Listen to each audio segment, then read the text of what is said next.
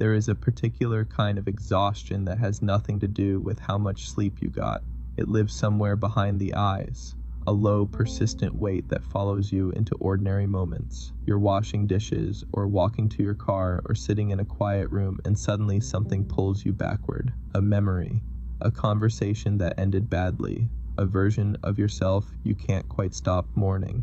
And for a moment, maybe longer, you're not really here anymore. You're back there in the middle of something that already happened, something that cannot be changed, relitigating the details as if the verdict might somehow come out differently this time.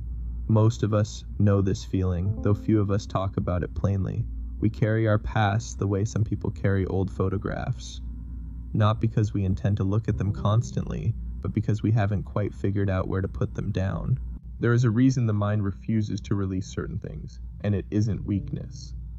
Psychologists have long observed that the brain treats unresolved experiences differently than resolved ones, a phenomenon sometimes called the Zeigarnik effect, which suggests that incomplete or painful events occupy more mental space precisely because they remain open, unfinished, seeking some kind of closure that reality may never actually provide.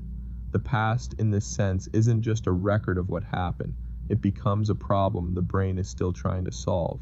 And the harder we try to suppress it, to simply not think about it, the more stubbornly it surfaces. Suppression, research consistently shows, works like holding a beach ball underwater. You can do it for a while with considerable effort, but the moment your attention wavers, it explodes back to the surface with more force than before.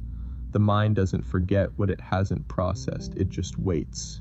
What makes letting go so difficult is that holding on often feels like loyalty. Loyalty to a grief that deserves to be honored. Loyalty to a younger version of yourself who is genuinely hurt.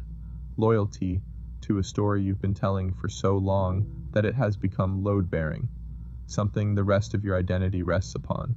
To release it feels at first like a kind of betrayal, as if forgiveness means saying it didn't matter, as if moving forward means leaving the wound behind without ever acknowledging it properly. But this is a misunderstanding, and a costly one. Letting go is not the same as forgetting. It is not the same as pretending something was acceptable when it wasn't. It is, more precisely, the decision to stop allowing a finished event to have authority over the present moment. The Stoics understood this clearly. Marcus Aurelius wrote not about erasing pain, but about choosing where to direct attention, recognizing that the past exists only as a thought you are currently thinking right now in a present moment that belongs entirely to you. There is also the question of identity, perhaps the deepest reason we resist releasing the past. Over time, painful experiences don't just leave memories, they leave roles: the person who was abandoned, the person who failed, the person who was never quite enough for someone whose opinion mattered too much. These roles accumulate quietly, and without realizing it, we begin to organize our behavior around them, making decisions from within the story rather than stepping outside of it. Psychologists sometimes call this a narrative identity, the ongoing story we construct about who we are and why. And while narrative is genuinely necessary for coherence, it becomes dangerous when it treats the past as fixed evidence about who you permanently are. You are not your worst moment. You are not the hardest chapter. A story is only over when you stop writing it, and most people don't realize they've been holding the pen the entire time. Letting go, when it finally happens, rarely looks the way we imagine it will. We tend to picture a dramatic moment, a decision made, a door closed, a sudden and complete release. But the actual experience is usually quieter and stranger than that. It tends to arrive in small increments. A morning when the memory surfaces and you notice with mild surprise that it carries a little less weight than it did last week. A moment when you catch yourself describing an old wound without the familiar tightening in your chest. Grief researchers have observed that healing is rarely linear.